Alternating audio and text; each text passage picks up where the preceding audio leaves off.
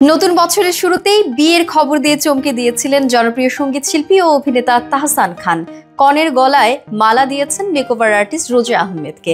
পারিবারিক পরিসরে সম্পূর্ণ হওয়া এই বিয়ের খবর শোবিজ অঙ্গনে বেশ আলোচনার জন্ম দেয়। নিউ ইয়র্কে তুষারপাতের মধ্যে স্ত্রী রোজার সঙ্গে রোম্যান্টিক সময় কাটানোর একটি ভিডিও সম্প্রতি ভাইরাল হয়েছে। ইনস্টাগ্রামে স্টোরিতে সেই মুহূর্ত ভাগ করে নিয়েছেন রোজা নিজেই।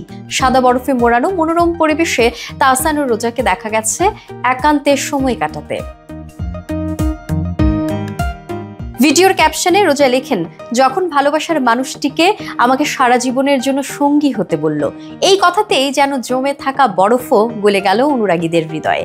ভিডিওতে তাহসান ও রোজার ঘনিষ্ঠ মুহূর্ত দেখে অনেক ভক্তই শুভকামনা জানিয়েছেন কমেন্টে।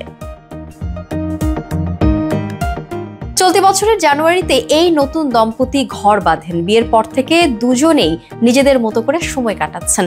এর আগেও নিউ ইয়র্কের রাস্তায় হালকা বৃষ্টির মধ্যে হাঁটার একটি ভিডিও ভাইরাল হয়েছিল, যা ভক্তদের বেশ নাড়া দিয়েছিল।